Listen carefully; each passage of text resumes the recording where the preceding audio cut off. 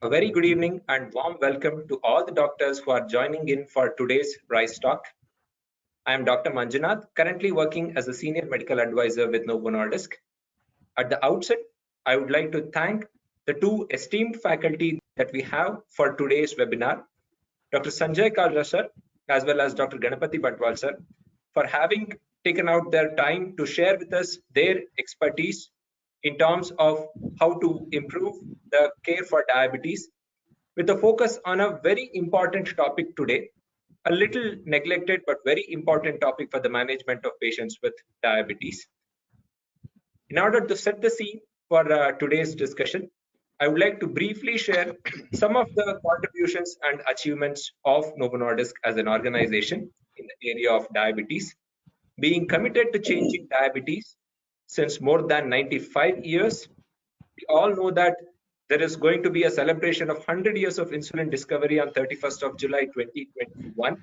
And as we are gearing up for it, Novo Nordisk has been contributing in the area of science, humanitarian, as well as social progress, with strong presence in diabetes care, which has also helped Novo Nordisk to improve its activities in other important areas of chronic diseases like growth hormone disorders, hemophilia, obesity, etc. Novo Nordisk Education Foundation is a non-governmental organization founded in the year 1997, which has been working to build infrastructure in diabetes through several projects. The theme for NNEF has been ACT, that is to improve awareness, capacity building, and treatment. Some of the important projects that are running under this banner are Changing Diabetes in Children and Impact India, the 1000-Day Challenge. Half of the world's insulin is nearly supplied by Novo Nordisk, and there are 30 million people globally who are using its diabetes care products. I would like to take this opportunity to thank all the doctors who have the trust in the products of Novo Nordisk in terms of improving the lives of people with diabetes. Impacting through innovation has been a pride in which several innovative products have been developed with clinical trials as well as preclinical trials. As we can see in this slide, there are several trials that are currently ongoing, and India is a very active part of this innovative journey. Compared to many other sponsors, Novo Nordisk has the highest number of clinical trials that are being conducted in diabetes in India, and more than 200 investigators and more than 300 subjects have been contributing to this innovative journey. Impacting through projects involves changing diabetes in children, in which more than 4,000 children currently have been registered. With this activity, free insulin is supplied to underprivileged children with type 1 diabetes. Changing Diabetes Barometer is an initiative in which efforts have been made to improve early detection and screening of diabetes. Apart from these, there are also continuous medical education activities through which the healthcare professionals and physicians interact, and more than 50,000 physicians interact on a yearly basis under various educational activities. Impacting through quality products has been the most important focus area, in which we know that India is a diverse country with a diverse economic background, and that is the reason why there are insulins, human insulins, modern insulins, as well as next generation insulins to take care of different sections of the society. In spite of the best of the doctors and best of the treatment options available for the management of diabetes in India, we see that there are still many people who are yet to attain their glycemic targets. The DiabCare study showed that almost 80% of the people with diabetes do not achieve their HbA1c targets, and the prevalence of diabetes is rising year on year. There are 77 million people currently living with diabetes in India. That's the reason why Impact India, the 1000-Day Challenge, was started with an ambition to reduce the HbA1c of the country by 1% and help achieve the desired treatment outcomes. And in last year Impact India journey, during the National Insulin Summit, an important survey was presented by Dr. V. Mohan, Dr. Sanjay Kalra, and Dr. Ajay Kumar, about an important survey conducted with Impact India doctors, in which they opined that they would prefer to use an insulin which provides a total control of glycemia with convenience. So this will be the focus of today's webinar. With this brief introduction, I would like to share the agenda for today's discussions. The first topic is going to be on quality of life, an essential yet less discussed aspect of diabetes care. And we have an eminent speaker, Dr. Sanjay Kalra sir, who is going to talk about this important topic. Dr. Sanjay Kalra is an endocrinologist practicing at Bharati Research Institute of Diabetes and Endocrinology, Karnal.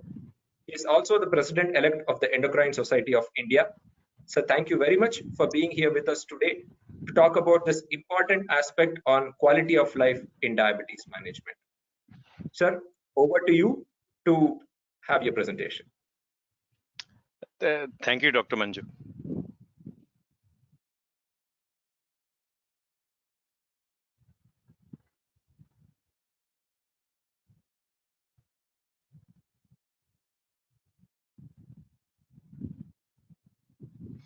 I hope my screen is visible to everybody now. Yes, sir. Thank you. It's always a pleasure being part of such continuing medical education activities, and we appreciate all the good work that has been done by Novo Nordisk in the field of diabetes education.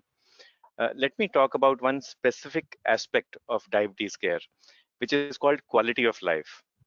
Many times we focus upon fasting glucose, postprandial glucose, and HbA1c as the targets of medical care, of diabetes care. But we forget that there's another important treatment outcome called quality of life, which we have to consider. And there are times, actually very often, that we tend to miss the wood for the trees, or we tend to miss the jungle for the trees. We just focus upon the tree of fasting glucose, postprandial glucose, and HbA1c. We sometimes go along and we try to prevent hypoglycemia. That's another tree. But we forget that all these trees put together are a forest, and that forest is good quality of life.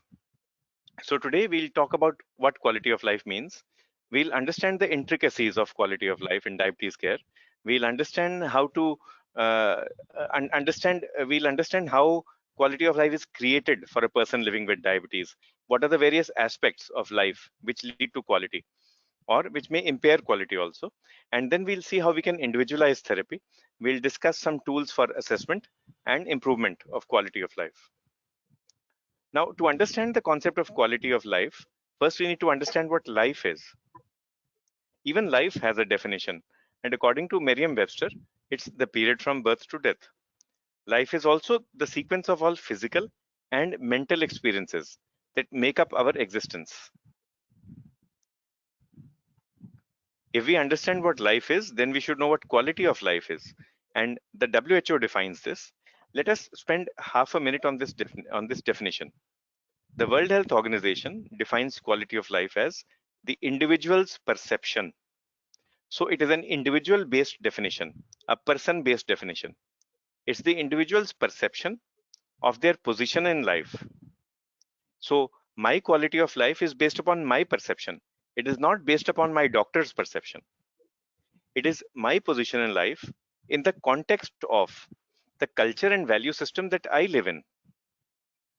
So my position in life may be different in the culture and value system that I live in here in India. I may be a respected doctor. It is possible that I get transplanted to a different culture, a different value system, and there my position in life goes down. So what does this mean? The quality of life is a person-based definition. It is my perception.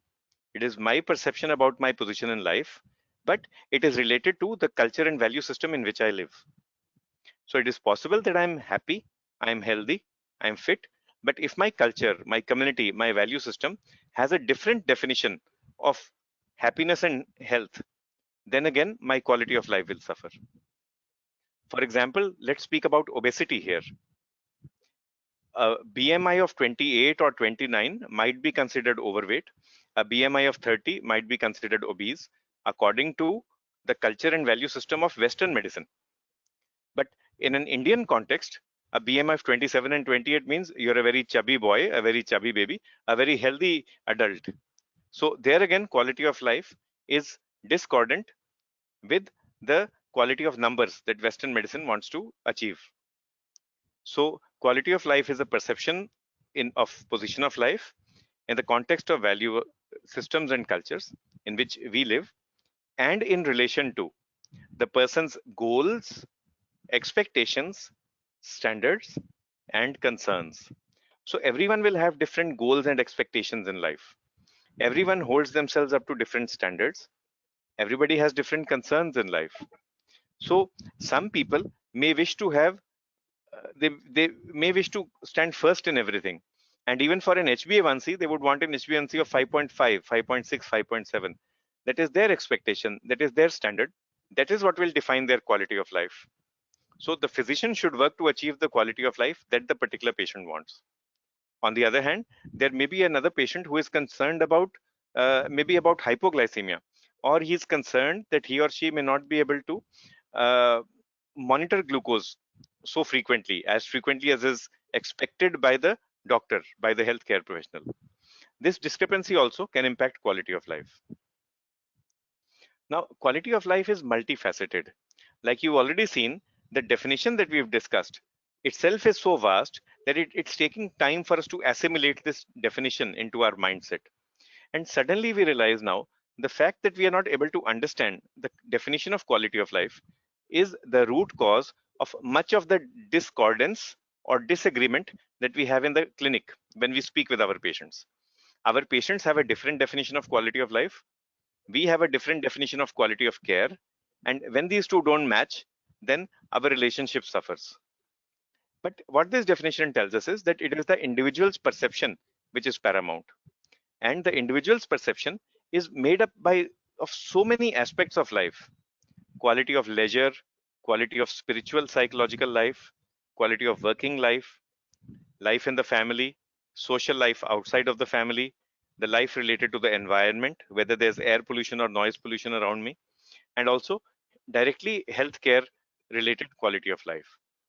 All these aspects of quality of life can be focused into something that we call HRQOL, or health related quality of life. Health related quality of life is a concept which understands the patient's quality of life based upon the effect of illness and treatment. So diabetes will impact quality of life. Treatment of diabetes will also impact quality of life. Diabetes impacts not only physical or biomedical, but also psychosocial aspects of life. And similarly, diabetes treatment can also impact biomedical and psychosocial aspects. You can have positive and negative impacts. For example, let us say we prescribe human insulin 5 times a day. Suppose I prescribe 3 injections of rapid acting insulin, human, which have to be given 30 minutes before each meal. And I prescribe 2 doses of NPH, which have to be given at 12-hourly intervals. And I tell my patient, now your biomedical health is guaranteed. You'll do great. You will not have any complications due to poor control.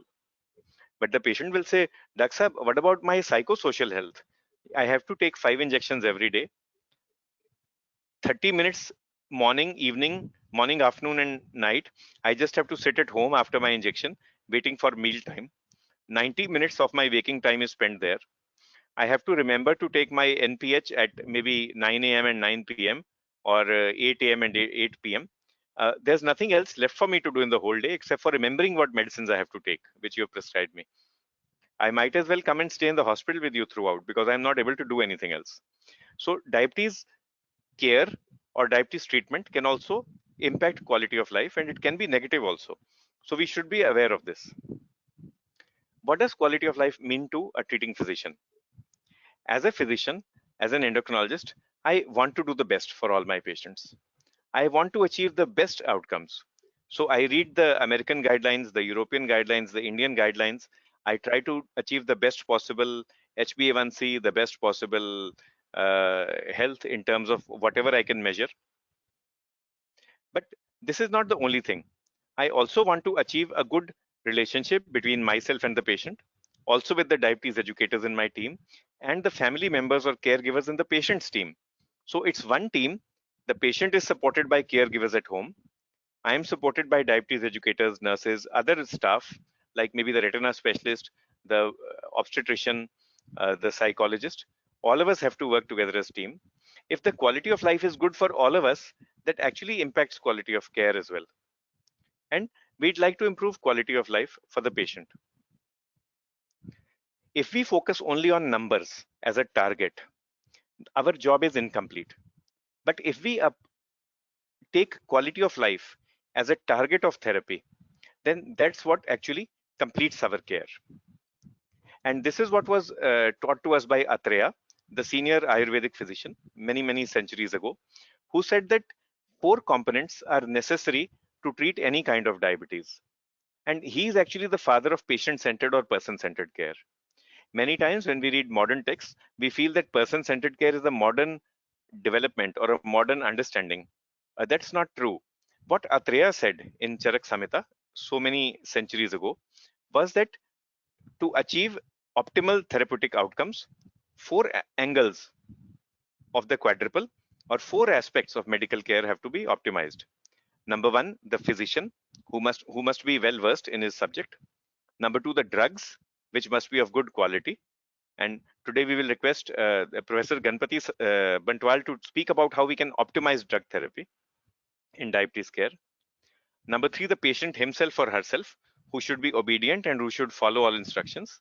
And number four, the attendants. Uh, Atreya used the word attendants. We can take this to mean the family or nurses who help the patient in his journey or her journey towards good health.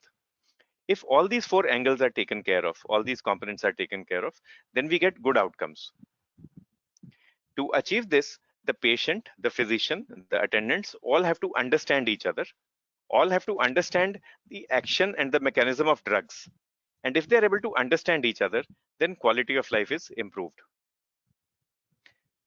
Quality of life is a target in itself. Quality of life is a tool to achieve this target, which is good glucose control. But quality of life is a turning point. And in my personal life, my personal and professional life, quality of life was a turning point for me. And the turning point was when I understood that I could use quality of life as a tool to achieve the target of good glucose control. And also, I had to focus on quality of life in itself as a target. Endocrinology is not an easy subject. Diabetes is not an easy subject. The theory is fun. We all enjoy reading it. But when you're dealing with patients, when you're communicating with them, it actually sometimes becomes very difficult. And it leads to a lot of frustration, especially I've seen amongst the younger healthcare providers. We try to do our best for our patients. We look at glucose control. We try to avoid hypoglycemia. We also focus on weight, cardiovascular disease, kidney disease, viscerometabolic health. We try to do everything possible under the sun. Yet, there is always an issue with treatment adherence. Patients refuse to listen to us. That is what we feel. They refuse to adhere to the therapy that we have suggested. And that sometimes leads to burnout and then therapeutic inertia. So sometimes you get tired of suggesting good diabetes management and the patient is not listening to you. So then you become inert yourself. All this impacts the overall well-being, not only of the patient, but of the healthcare provider and the healthcare team as well. And when you look at people with diabetes, they say that because of the fact that they are living with diabetes, they not only have suboptimal physical and emotional well-being, their finances also suffer. They have limited leisure activities. Their work and studies are impacted, and diabetes also impacts their relationship with their family, friends, and peers. Many biomedical factors influence quality of life. We'll talk about the psychological factors related to diabetes later. But even when you look at it from a biomedical point of view, you see that micro and macrovascular complications, frequent episodes of hypoglycemia, acute diabetic complications, all these actually negatively impact quality of life. Like we said earlier, the kind of therapy that we prescribe to patients is also a determinant of psychosocial health. And if you have drugs which are not flexible because of their limited PKPD or stiff PKPD profile, if you have diabetes care regimens, preparations, and delivery devices which are difficult to use, or which ask for rigidity in meal timings and exercise patterns or lifestyle, then again, the patient's quality of life goes down. Let's now look at some psychological and psychiatric factors. In the slide in front of us, let's start from the right. There are some people who have a phobia to needles or injections. There are others who may present with frank psychiatric disorders, and they will meet the diagnostic criteria for depression or anxiety neurosis or eating disorders or schizophrenia. One eating disorder that we are seeing more and more frequently now, especially in the young educated age group, is called orthorexia nervosa. We are all aware of anorexia nervosa and bulimia nervosa, but ortho means upright. So what is orthorexia nervosa? It means a wish to eat correctly, to eat the right things. But when you are procuring, preparing, and presenting food in the right manner, that is a healthy uh, aspect of life. It's a healthy development. But if you are focused continuously on procuring, preparing, and presenting food in the right manner, and that becomes the main purpose of your life, you forget everything else and you just focus upon the fact that you are right or not. Patients will spend all their time reading the nutrition labels, counting whether they are eating 30 grams of carbohydrate or 42 grams of carbohydrate. When they go to the supermarket to buy maybe utensils, then they see whether the plate is able to take 50 grams of protein or 52 grams of protein. So all their life is spent in doing that. That is called orthorexia nervosa. But people meeting the diagnostic criteria for phobia and for psychiatric disorders are not all that common. In practice, what you will see most often is something called diabetes distress and also emotional reactions. Let's discuss all these one by one. The common emotions that I encounter in my clinic are denial, anger, guilt, and anxiety. So people may present with different emotions when they are diagnosed with diabetes or with a diabetes complication. We have to be able to diagnose these and we have to be able to figure out how to help them. All these put together come under the umbrella term of diabetes distress.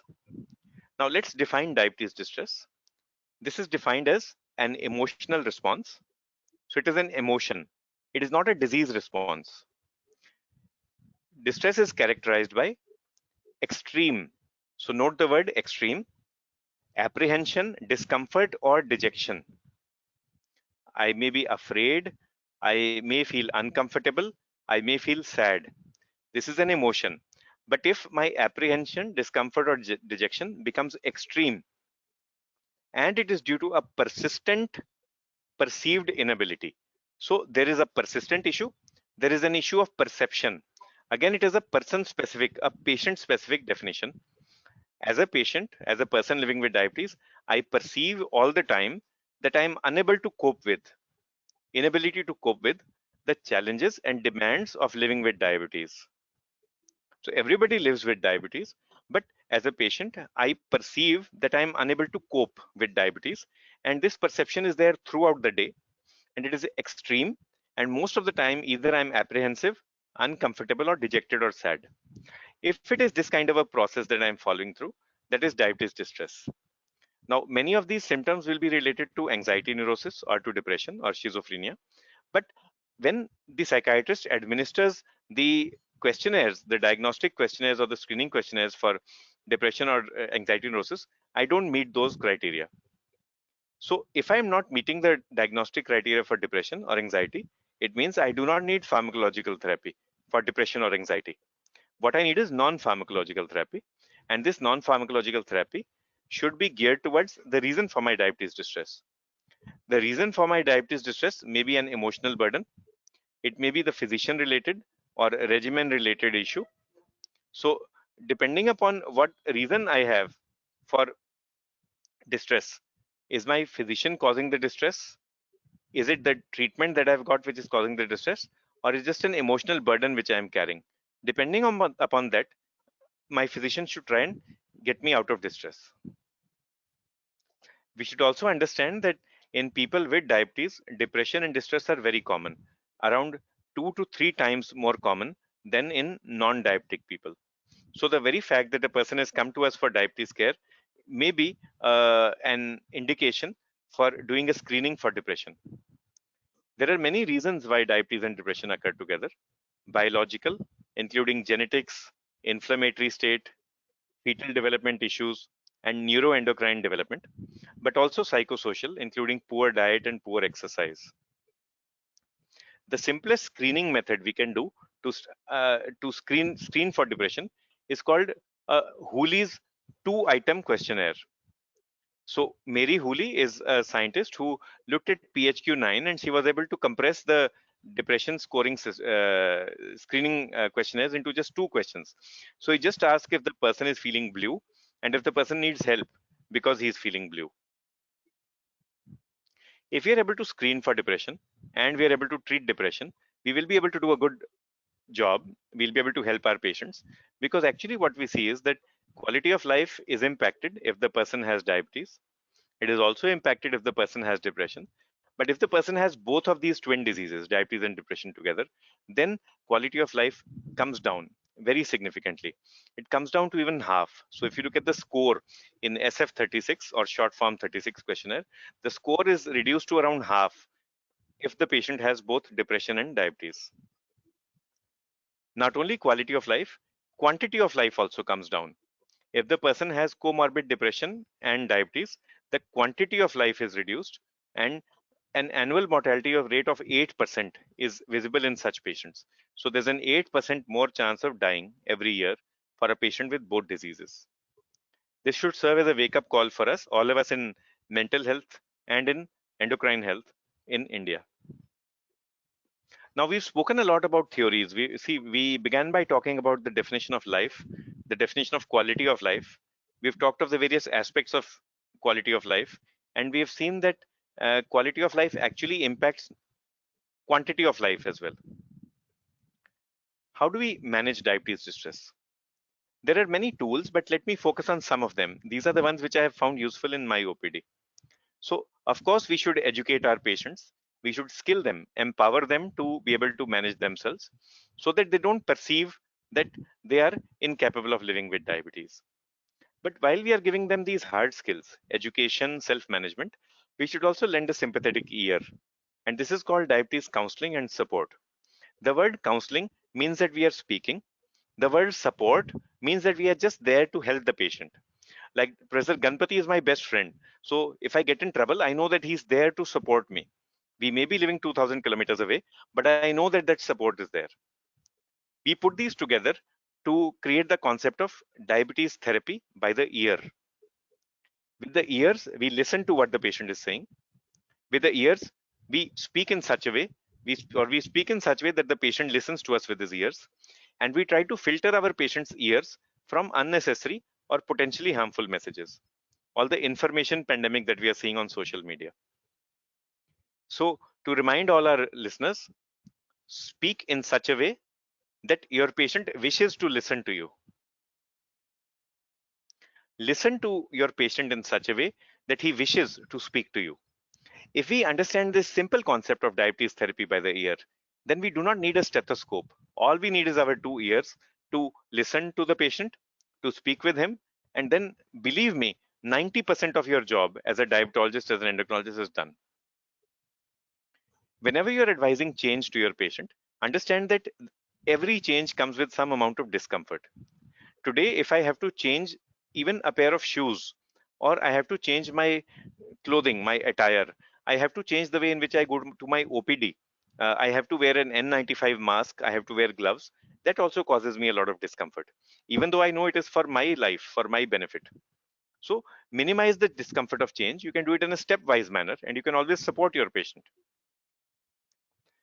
Two tools which help enhance our ability to handle diabetes distress. One is CARES. What does CARES mean? CARES means what is it that the patient expects from us?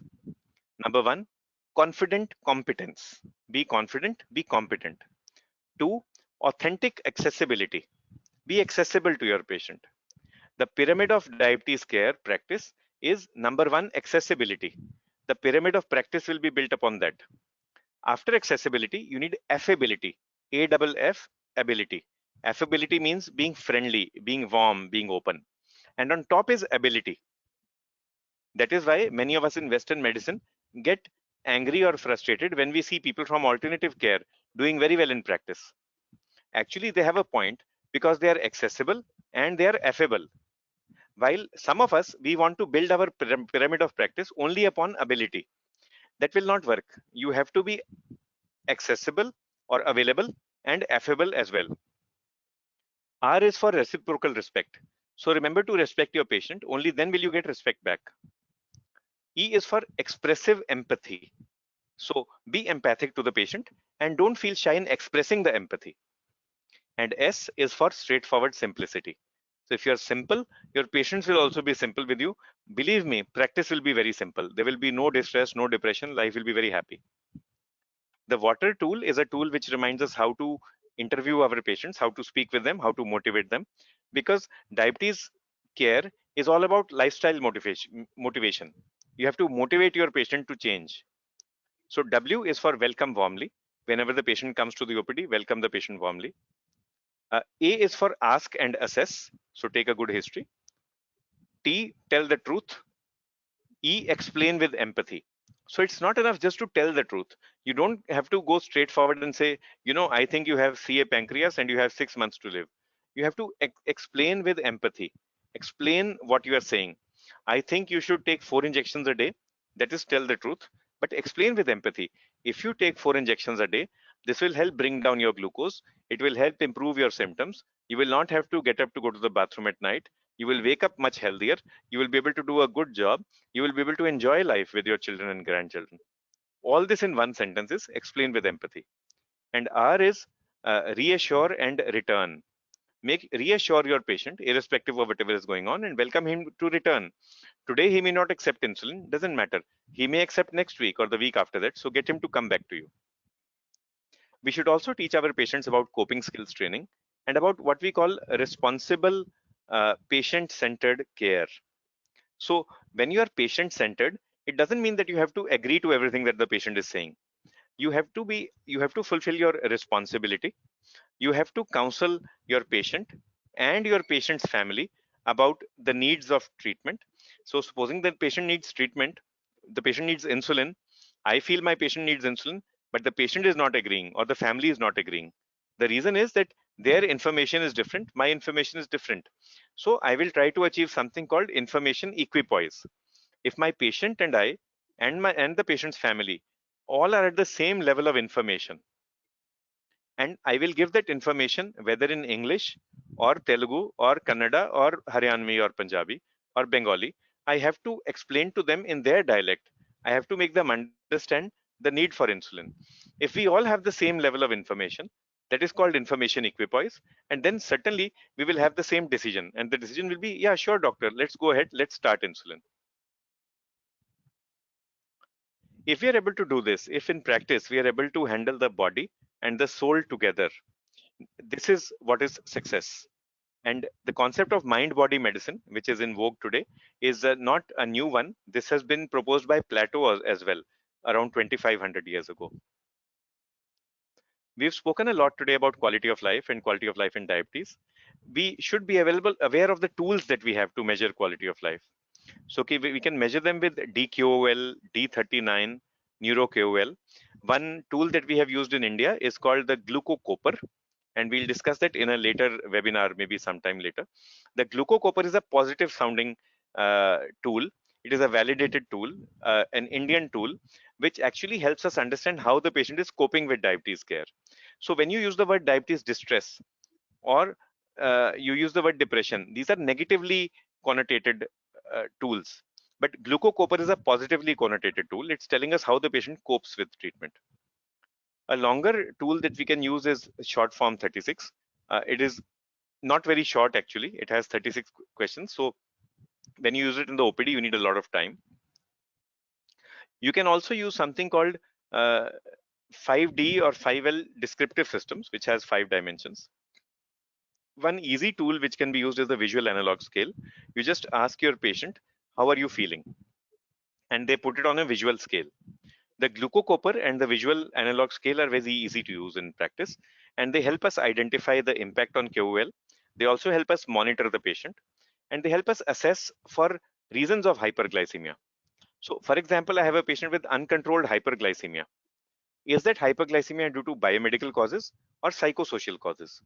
It's much easier for me to do a psychosocial screening. If I feel that my patient is unhappy, upset, in distress, then let me focus on that. I can postpone all the expensive investigations till later. 90% of the times things will be fine. If even after a week or 2 weeks I'm not able to control glucose, then I'll go ahead and do the biomedical investigations. Maybe there's some infection, some inflammation, some invasive tumor, some iatrogenic cause. So all these can be discussed later. It can be explored later. Like I said, quality of life was a turning point in my practice because it helped me understand what I was doing and why I was doing. If I'm trying to control glucose, if I'm trying to give the best quality of insulin regimen, the best quality of insulin preparation, in the best quality of delivery device to my patient, my aim is not just to delay death or to improve glucose. My aim is to improve the quality of life. And now that I've understood this, it makes it much easier for me to talk to my patients, to motivate them to take, to accept, and to adhere to good quality care. But I've taken up a lot of your time, and perhaps Dr. Manjunath and Dr. Ganpati Bantwal will have more concrete information and knowledge for us.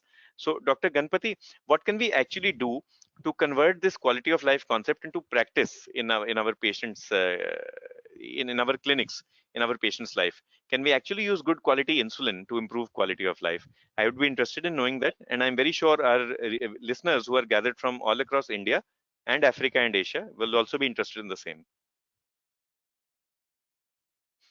Yeah. Thank you. Thank you. Yeah, thank you very much, Kalra sir, for that beautiful presentation on this important aspect of quality of life and how quality of life is measured in diabetes care.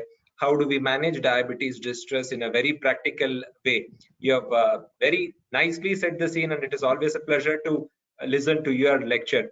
And now, moving further, what we are going to do now is to move to the next topic, in which we have another important and eminent speaker, Dr. Ganapati Bantwal sir. He is going to discuss on the topic of improving quality of life in people with type 2 diabetes, and when the choices for insulin therapy is made, how the right insulin regimens can help to improve the quality of life.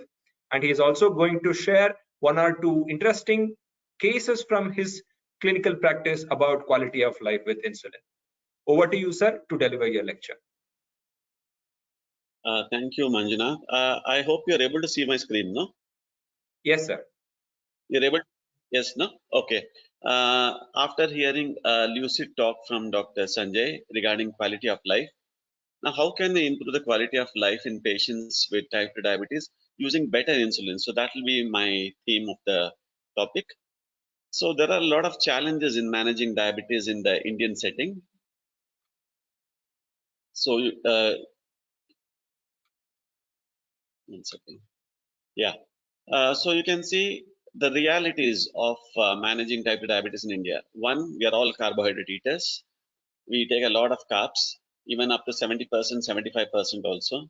So there was a study done known as the START study, and then the average intake of carbs has been around varying between 60 to 70% across the spectrum. So whether it is north, south, west, or east, so that's the amount of carbs we take.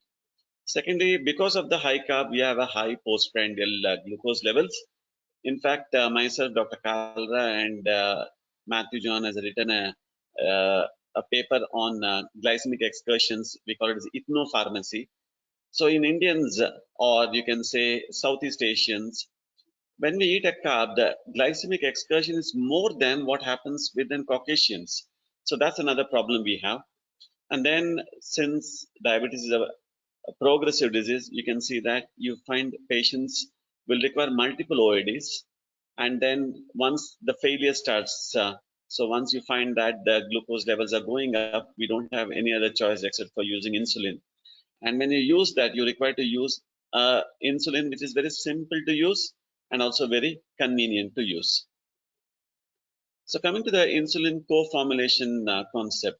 So you have insulin like NPH and human insulin, they are mixed together. They are mixed there.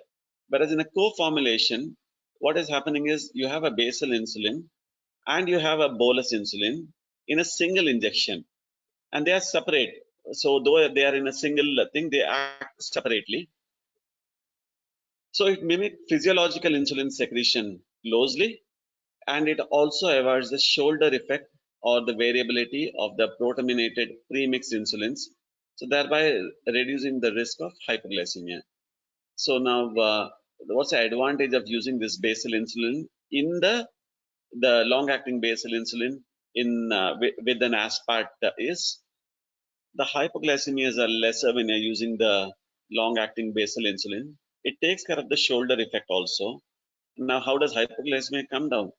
So when you're using a proteinated premixed insulin, that is a regular insulin and an NPH, so there is a peak effect of NPH, and that's the reason you find that at around, if you have taken a particular dose in the morning, you find that you get hypoglycemias around 11, 12 o'clock. It's a peak effect of the NPH which is happening. And the regular insulin takes care of the breakfast component. But then what happens is, because the peaking is happening early, there is a lack of flexibility. You may have to eat something at around 11, 12 o'clock to avoid this hypoglycemia. And as a consequence, what happens is you find that post-lunch levels are also high. So to counter that, maybe you may have to add a short-acting insulin or a regular insulin before lunch. Similarly, when you give the proteinated premixed insulin, what's happening there is you find that the peak effect, and you normally take these insulins before dinner. So the peak could happen at around 2 o'clock or 3 o'clock, and that would lead to more hypoglycemias. And this is a very good concept where you are mixing basal insulin with a bolus insulin. So it simplifies the insulin regimen and also lowers the injection burdens. So I will be giving examples where patients were on twice daily. I could just control them on once also. So because of the long duration of action of the basal insulin analog and also the short acting component, you find that the control becomes easier in many, especially in the elderly and all. It is a real wonder drug. So IDAGAS can be a pragmatic solution for Indian realities of type 2 diabetes management at the insulin initiation. So I talked about the problems. So when you have a high carb, so normally we always have a feeling that when you're using a basal insulin, you must use 3 bolus insulin. No, it's not. So you have what is known as a basal plus. That is, you give one basal and you also give one bolus. Now this insulin contains both of them in the same place. So you have aspart, you also have the long-acting analog degludec, so basal insulin. So what you do is you check which is the uh, meal where it takes the maximum carbs, and you could give this insulin just before that particular high carb meal. So the same injection can tackle both the fasting and also it can take care of the post glycemic excursion at a particular meal where you have the highest carb intake. Now, what's the rationale of this? Can it control the other meals? Yes, probably yes, to begin with. But then as the duration of diabetes increases, maybe then you may have to use this insulin twice daily. So the rationale is, when you're giving this basal insulin, what's happening is actually you are preserving the insulin, what would have been utilized in response to a hyperglycemia which can happen in the post-absorptive state. The basal insulin will take care of that. So that's the reason you're conserving that insulin, and that insulin could be sufficient to control the post-breakfast or the post-lunch or the post-dinner. So that was a rationale of using the BITS therapy. So here, in addition, you're having the aspart insulin in this degludec injection, so it can take care of the meal which contains the high carbs. The same thing is highlighted here. So it takes care of the high ppg, so it takes care of both fasting without neglecting postprandial. And also, so when you are on multiple OADs and your HbA1c is high, the first thing we do is we'll tell, okay, we'll start you on insulin. They are worried how many times I have to take. So you have an injection which you can use in a simple way. You have what is known as a flex test device, unmatched accuracy, and the least injection force. And also there is a convenience. So you begin with one injection, one device, one site, one titration algorithm, start and stay insulin. So it could be possible this patient could be better controlled on just the single dose itself, but then over a period of time, maybe he may require the second dose also. So now whatever I told, is it recommended by any guidelines? Yes, the RSSDI ESI clinical practice does say about this. Dr. Sanjay is a part of this also. So what they say is provider should avoid using insulin as a threat or describing it as a sign of personal failure or punishment, and should work to alleviate patient anxiety about hypoglycemia, dependence, injection site pain, commonly attributed to insulin. So one thing which can happen is insulin does not produce pain. Since glargine is actually an acidic injection, sometimes it can produce pain. So many people complain of that pain. That's because of the acidic nature of that. So you get a dull aching pain, and this doesn't happen with the this analog basal degludec. So insulin therapy should be considered in all patients failing to achieve the glycemic targets on 3 oral agents. So you could initiate with once daily, and if required, as I told you, could intensify with twice daily idagas. So what are the advantages of this? It offers direct control of postprandial. This is a basal insulin mainly, so it controls predominantly fasting. Suitable in case of delayed insulin therapy. It's simple to use, easy to explain and understand, easy monitoring and titration, use of a single device, and offers subsequent intensification with convenience. So which may not be there with only when you give a basal insulin. So you are having a better adherence and better success stories. Now, are there evidences for that with insulin initiation? So this is a Japanese study. So where insulin naive patients, around 300 patients, were to be started on insulin. Now, which insulin to choose when patients are uncontrolled on OADs? A 26-week study. So one group received idagas OD with the OADs, and the other group received glargine U100 OD. So you can see here, both of them achieved the same fasting level. Of course, this is a treat to target study, so that we keep on hiking the dose till we get a particular fasting glucose levels.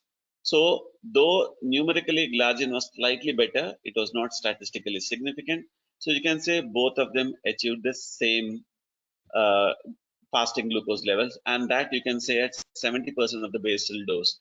That's because idagas, 30% of that is actually aspartate. What's the other advantage of this? So you found that it's controlling not only fasting, but then when it was given before the dinner, you find that the post dinner excursion, glycemic excursion, was taken care of this aspartate component. So because the majority of the patients were taking a heavy meal in the night, even I think in metropolitan cities, or all doctors also for that matter, the only time they can eat in peace is in the night. And that's the reason you find that many of them have high post dinner levels. So that's the reason this injection was predominantly taken before dinner, and you can see a difference of around at least 57 milligrams was taken care by this injection. So it addressed the fasting, and it also addressed the unaddressed postprandial glucose spike, so by the aspartate component. So there was no necessity for a separate prandial insulin injection at initiation to control this high levels. So this is normally seen in Indians. So this could be an ideal injection for Indian patients with diabetes. So by controlling both PPG and fasting, it offered better A1C reduction. So you can see there was the A1C was better, around 0.3% better than that with the glargine. And what are the other advantages? Yes, it controlled fasting. It did cover the post night glucose excursions, which was not covered by glargine. A1C was also slightly better numerically. Then what about hypoglycemias? Once again, 27% lower risk of overall confirmed hypoglycemia. Of course, numerically 27% lower, and a definite lower risk of nocturnal confirmed hypoglycemia, around 25%. So this was clear-cut significant. So in patients uncontrolled on OADs, insulin initiation must offer better efficacy without compromising on safety. So what did the idagas versus glargine U100 offer? More patients, that is around 43% of the patient, achieved an A1C less than 7. What's more important is without hypoglycemia. That means 72% more patients could achieve the target without hypoglycemia. So what about flexibility? Now, the package insert for glargine says you must use it at the same time every day. Suppose you are used at 9 o'clock, use it at 9 o'clock next day, maybe plus or minus 1 hour. But then here, it can offer you a lot of flexibility. So you started on Monday at 8 a.m. So then the next day, you can say you gave at 8 a.m. Next day, you took another one at, you can say 8 p.m. You're supposed to take the injection here. The patient had to take a flight. So what you could do is you could take the injection here itself. And next day, you can go back to the same dose at 8 o'clock you are taking. You take it at the 8 o'clock itself. So Thursday, once again, the same thing. He was taking it properly. So now on Sunday, he has to take the injection late because of some delay. So he can take it at 11 a.m. also. So there's a lot of flexibility. So you took today night at 11 o'clock. Tomorrow you can take it at night 8 o'clock, or you can take it. So only thing is the difference between the two injections should be at least 8 hours difference. So that's the only thing. And of course, we have used it twice daily also. So that it's a different thing. So a lot of flexibility is there compared with U100 glargine. Now let me talk about a case, a patient uncontrolled on multiple OADs. So this was a patient from Ballari, 64 years old, type 2 diabetes, triple recombination, 10 years duration of diabetes, A1 uncontrolled 9.5, weight loss of 2 to 3 kgs. So he was started on premix insulin twice daily. His glucose insulin improved, but then you find that he's having the recurrent hypoglycemias. You just so in what is happening was he was chasing the insulin, I mean the glucose, and then he used to get hypoglycemias. It did come down by at least a percentage down, but then hypoglycemia was a real problem. This happened in spite of good dose titration. So he had a very brittle diabetes. So then he was actually noted to our related to our cardiologist in Apollo hospitals. So they brought him to me. He was switched to once daily idagas, and then slowly I could increase it. Now, of course, HbA1c did improve. Now he states that his post dinner and post lunch sugars were high. So his fasting was okay. Post breakfast was okay. The post lunch was high. So what I did, I split it into two. I started him on 8 units and 6 units. For the post-lunch hyperglycemia, he was in addition started on acarbose. A1C further improved to 7.5. He's gained weight, and what was more important was he was not at all getting hypoglycemia with a better control also. So now, just last month, he actually called me. He wanted to come. He had booked an appointment, but because of this COVID, he actually couldn't come. So I told him over the phone, okay, you get this 7-point profile. Come and see me. Maybe I will further fine tune it. So achieving glycemic control without hypoglycemia is a real balancing act. So if you give 2 units less, you'll have hypoglycemia. You give 4 units more, you get hypoglycemia. So that's the reason you have a real tough time. So you require to use types of insulin which can actually reduce hypoglycemic events and also see that they don't develop in hypoglycemia unawareness and overall improve patient care. Now, fear of future hypoglycemic episodes is common in people with type 2 diabetes, so which may cause patients to modify their insulin dose, as a result of which we are compromising the glycemic control and also exposing the patients to long-term risk. So you can see here, after a severe episode, 85% experience fear of future episodes. It's a very devastating feeling when you get hypoglycemia. They're really scared. So after a mild or a moderate episode, you find around 30% experience fear of future episodes. And then due to fear of future events, 37% report decreasing their insulin dose, and around 12% in fact start missing the insulin dose. They don't want any hypoglycemias at all. So that's a problem. And for every dose missed per week, you are increasing A1C by around 0.3%. So what is the impact of hypoglycemia on patients and the healthcare system, whether it is type 1 or type 2? So if you have a tight glycemic control, you are reducing long-term complication, you have a better quality of life. But then it comes at a cost. So there could be increased incidence of hypoglycemia. So as a result of which there is reduced medication adherence, fear of hypoglycemia, low quality of life, productivity is lost, there is increased healthcare cost. So it has a negative impact on healthcare budget and quality of life. So it's a double-edged sword. So that's the reason you have to use an insulin where we can confidently go up on the dose without any fear of hypoglycemias. So the patient actions resulting from hypoglycemia in the 4 weeks following baseline, a majority start increasing the caloric intake, started reducing the physical activity, reduce the insulin dose, and miss the insulin injection. So that's what is happening. So utilizing flexibility while still aiming for total glycemic control in Indian setting. So in insulins like Idagas reduces the requirement for multiple injections and offer flexibility when timed with major meal and still help control both PPG and fasting. So you can see here injections like Degludec. Flexibility in the timing of administration, yes. Flexibility in mealtime injection gap, yes. You can use 5 minutes before to up to 5 minutes even after a meal. Flexibility in dose adjustment, yes. Dose self-titration algorithms are available. Perceived burden or intrusion in your lifestyle is actually low to medium. So you can see compared with others, NPH, it's only for flexible in timing of administration, little bit yes, but then there's no flexibility in meal injection time gap. So these are all not there.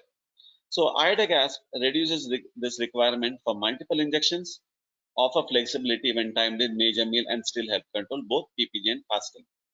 Another case, 60-year male, 12 years duration on triple combination, 24 BMI, HbA1c 9.5, 204 350, started on glargine 18 units at bedtime.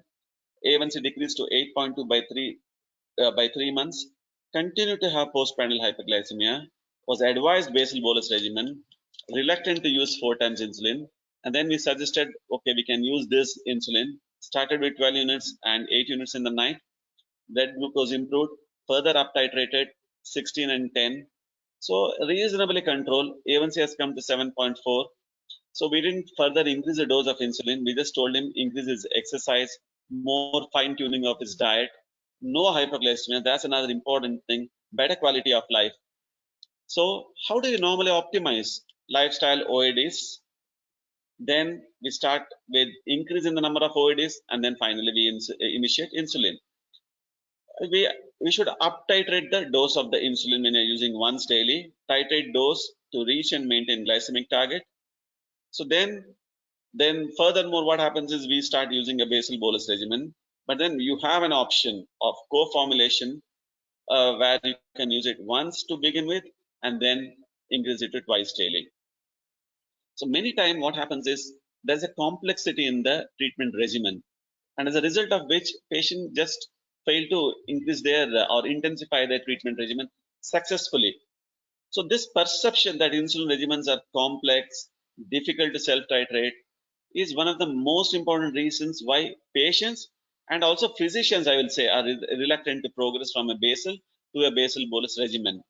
So you can see here among patients treated with the intensification to basal bolus, 35% discontinued bolus, 32% were adherent, and 32% were non-adherent.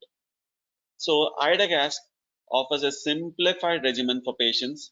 You begin with once, and then you could make it twice if you find that the you say had you started in the morning before breakfast, you could split the dose into two and slowly fine tune it by increasing by morning or the night dose, and occasionally to control the post lunch, maybe you could use a drug like an acarbose. So you find that you have a 22 fewer SMBG results, 14 fewer injections per week, and 14 fewer needles. So it's made life actually very simple. So are there evidences for that? Yes, you have evidence. So this is from Phyllis Simikas. So patients with type 2 diabetes uncontrolled on basal insulin. So what do you want to do? So what they did was they gave one group Idagas with the OADs once daily and Glargine with the aspart plus OADs, and then they could further intensify going from once daily to twice daily, and the Glargine group could intensify taking thrice daily aspart. So what you can see here, basal bolus versus co-formulation twice daily, A1C almost the same, similar reduction in fasting plasma glucose. What's more important, numerically lower confirmed hypoglycemia in the twice daily IDAGAS regimen. And without any doubt, nocturnally confirmed hypoglycemia significantly lower, around 45% at the end of 26 weeks, and in the continuation phase, you find 39% decrease. So, nocturnal hypoglycemia significantly lower, total daily dose significantly lower, number of injections lesser, A1C was similar in both the groups, overall confirmed hypoglycemia was similar. So what about this scoring, the short form 36 score? So you can see for the mental health, so there was an improvement, overall higher change from baseline in the mental score was seen with the IDAGAS versus basal bolus regimen, telling that this is a better form of therapy compared with a basal bolus regimen. So I would like to summarize by telling that IDAGAS in people with type 2 diabetes addresses the Indian reality of high carb diet and high PPG levels, offers improved glycemic control and thus reduces the risk of future complications, offers improved safety with simplicity and convenience, offers flexibility and can fit into the lives of people with type 2 diabetes, and a simple monitoring and titration requirement, comes in improved delivery devices that can make insulin injection a seemingly experience. So that's the important thing, as a result of which you have an improved quality of life. Thank you for patient hearing.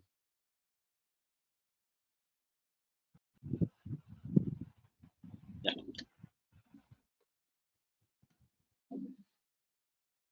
Thank you very much, Ganapati Batwal sir, for that very nice presentation on the Indian realities of type 2 diabetes management and how quality of life can be negatively impacted with some of the challenges posed by the Indian realities, how insulin co-formulation can be one of the important solutions for the management of diabetes and also promote improvement in quality of life. Now it is the time for us to move to the question and answer session. But just before moving to the question and answer session, I just wanted to share an important organizational effort in terms of improving the reach of insulin co-formulation to all those patients who need it. I think as you can see in the slide, Ganapati Bhatwal sir has nicely explained how the four important Indian realities can complicate diabetes management and how IDAGAS can be an innovative insulin therapy to reduce the challenges posed by these Indian realities. So the efforts do not just stop here. What we also try to understand is that a survey was conducted with 11,000 physicians to understand if there are any challenges associated with the use of IDAGASP and if anything can be done, what is the acceptance of IDAGASP in routine clinical practice.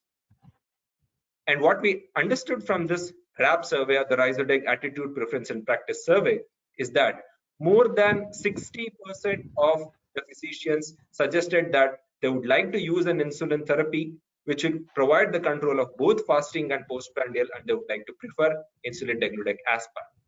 However, 90% of the physicians suggested that cost is a barrier to improve the reach of this insulin to all those patients who need it. That's why understanding this important aspect of care, the price of insulin degludec aspart Rhizodeg is now reduced by 30% so that the benefits of this insulin can be provided to all those patients, many of those patients who deserve to be treated with this insulin. With this brief about the organizational commitment to improve the reach of quality products for the management of diabetes, it is now time for us to move to the question and answer session. First and foremost, I think we have a comment by Dr. Mahesh Gupta sir that both the talks were really awesome. And then there is one question, maybe I'll just ask this to Sanjay Kalra sir, as this is about quality of life. So this question is about the practical application and treatment choices that you would do based upon the quality of life. Probably there is not much of an evidence or sort of a consensus on this. If you can highlight on how do you measure quality of life in your practice? How frequently do you measure? Like, for example, HbA1c is measured once in 3 months, but how frequently would you measure quality of life in your clinical practice? And how do you make treatment decisions, or will you make changes to the treatment based upon the quality of life scoring, apart from the glycemic This parameters is you mentioned? this is actually such a relevant question. You can make out that the person who is asking this question is totally immersed in his practice, and he's really feeling for his patients. He or she is feeling for his patients. So I actually measure quality of life at every single clinical visit. I do not do it formally. I do not use an SF-36 at each time. But my first sentence is, good morning, good evening, madam, or good evening, sir. How are you? Hmm? How are you doing today? Do you wake up happy in the morning? Do you wake up happy? Do you go to sleep happy at night? This is part of my routine conversation.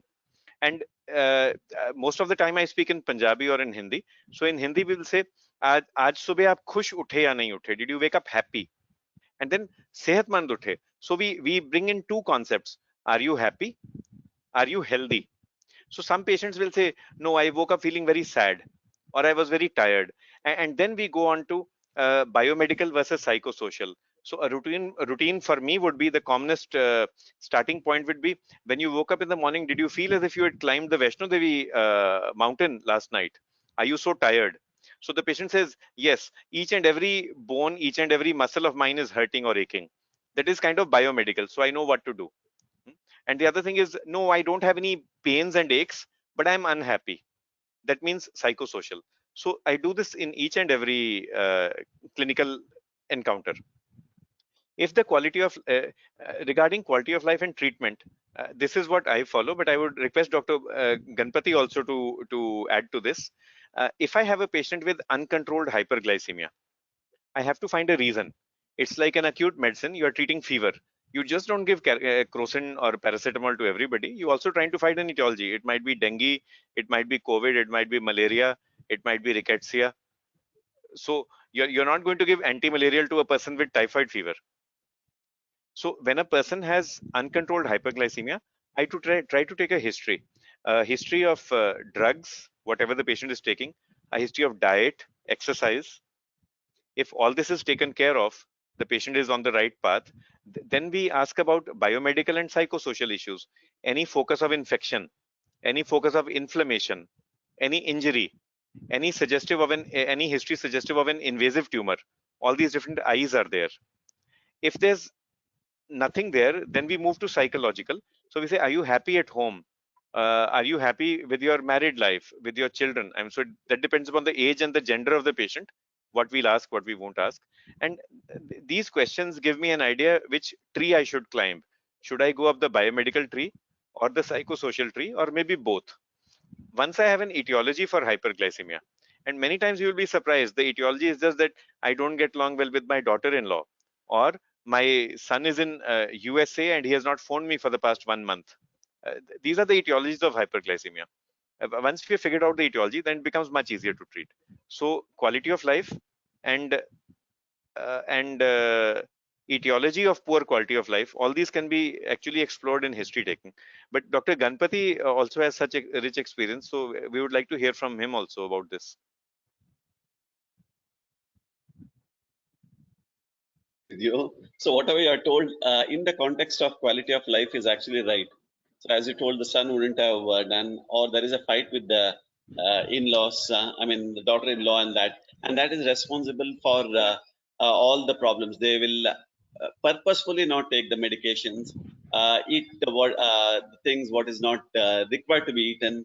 So I do agree. So many times if you sit with them, you listen by the ear what you told. No, that's more important. Of course, cut off what is not necessary. If you do that, people will actually get control. Many are happy. See, the main thing what we're not acknowledging them. How are you? How are you doing? There are a few patients will cry in front of me. Now they are happy because they cried. Now next visit they are so happy because once they have cried, they know that I'm now better. I have told all my thing.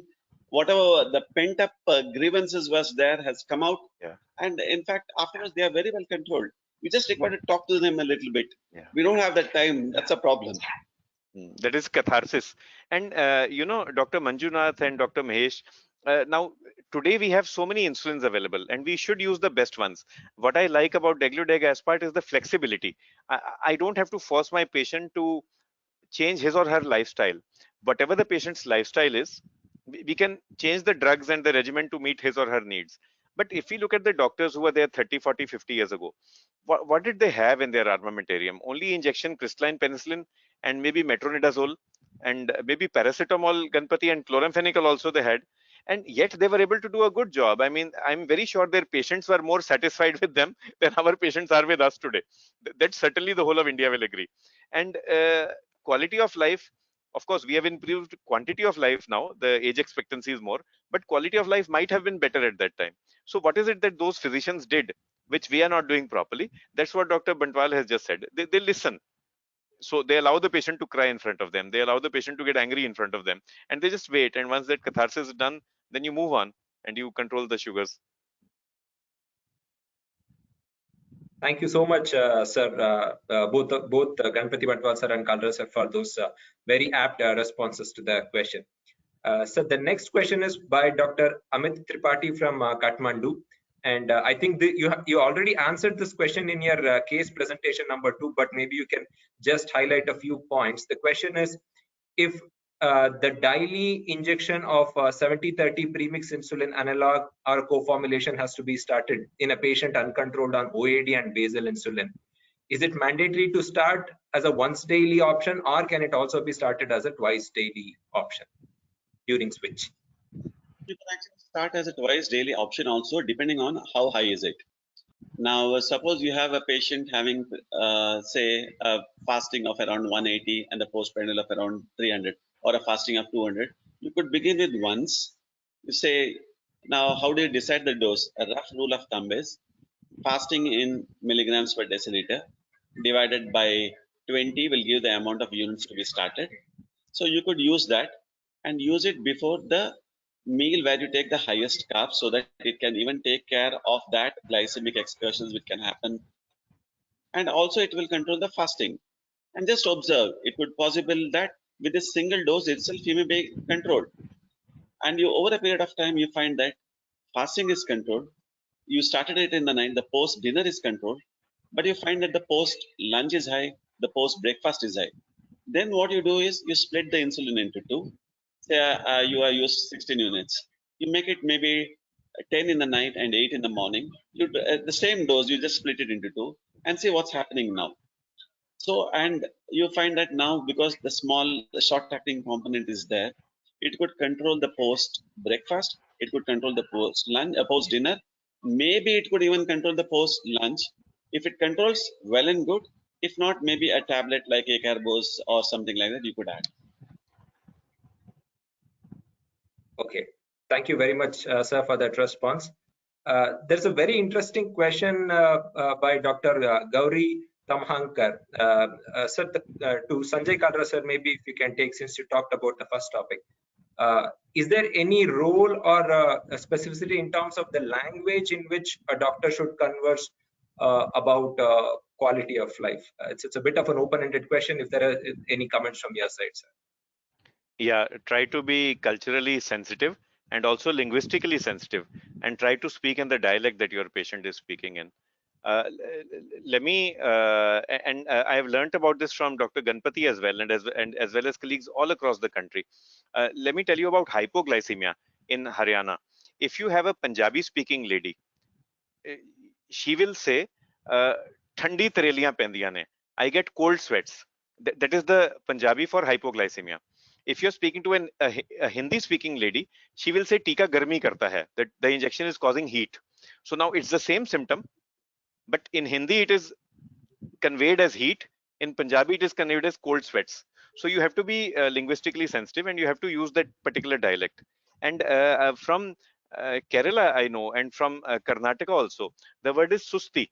But when a patient comes to Dr. Bantwal and complains of susti, it is left to Professor Bantwal to decide whether the susti is due to malaria, or due to anemia, or maybe it is post-COVID asthenia, or it might be hypoglycemia, or even uncontrolled hyperglycemia. So all that, and why is Dr. Bantwal the professor? Because it's the professor's headache to do a differential of susti. So again, if you don't know the dialect, if you don't know what the patient is saying, for me, if I were to be there, susti would just mean laziness, and I would switch off at that. I would not even bother to find the other etiologies. So what do you think of that, Ganpati? Do you face problems like this in the OPD? And how do I you use want language? something like this Yeah. only. So I had a patient. She came from the cardiology. She had a heart failure. Ejection fraction was low. She told, "I am feeling very tired, very tired, very tired." We did a glucose. Fasting is 390. Postprandial is 600 and odd. And the fatigue or susti was because of high glucose and not heart failure. I Not heart examined her. failure. I didn't find because there were no rails, nothing were there.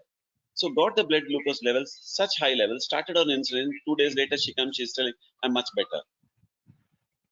We have people from so many parts of the country. If there is anything you would like to share with us, please write it in the chat box. Dr. Manjunath will be happy to share with us. So they see, one thing is the same symptom being described differently, like hypoglycemia being described as heat or cold.